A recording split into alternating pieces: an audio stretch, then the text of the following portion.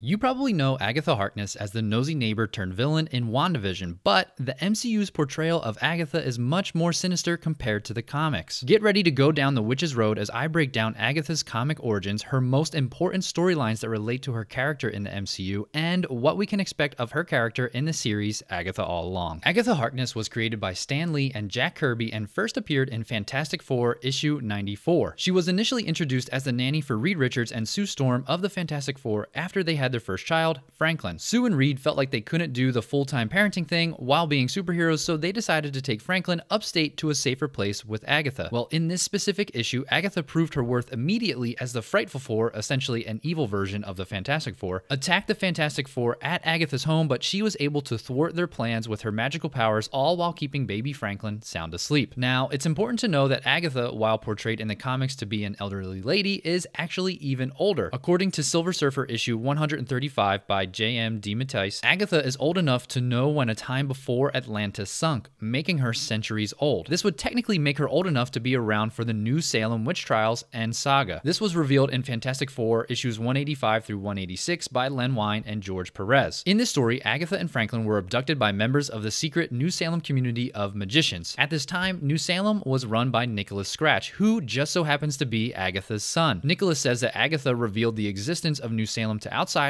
which was a bold-faced lie. Eventually, Nicholas's lie is found out, and he is banished to the Dark Dimension thanks to Agatha and even Franklin. Now, this is where the comics and MCU vary with Agatha's character, as she mainly played a role as a mentor and guide in the comics. I've already mentioned this relationship with Franklin, as she knew that he could have major powers right from the get-go in that first initial issue. And ultimately, Agatha's goal was to help future witches and wizards use their magic in responsible ways compared to what we've seen in the MCU. This brings us to her connection to Scarlet Witch in the comics. While being a nanny and mentor to Franklin, she eventually took Wanda Maximoff under her wing in Avengers issue 128 by Steve Englehart and Sal Buscema. Ultimately, it was Agatha who taught Wanda how to wield her powers and chaos magic, transforming her into the powerful Scarlet Witch that most of us are familiar with. Agatha even helped teach Wanda magic that would allow her and Vision to conceive their children, Billy and Tommy, much like what we've seen adapted in WandaVision. Now, the last we saw of Agatha in WandaVision was that she was trapped in her Agnes persona and that she was unable to use her magical powers thanks to Scarlet Witch. And from what we know about Agatha All Along, Agatha starts out powerless but is broken out of Wanda's spell by a character known as Teen. Agatha then gathers a coven of witches to walk the Witch's Road in order to recover her magical powers. Now, the Witch's Road is actually another storyline in the comics and could be how the MCU brings back Scarlet Witch. To learn more about that,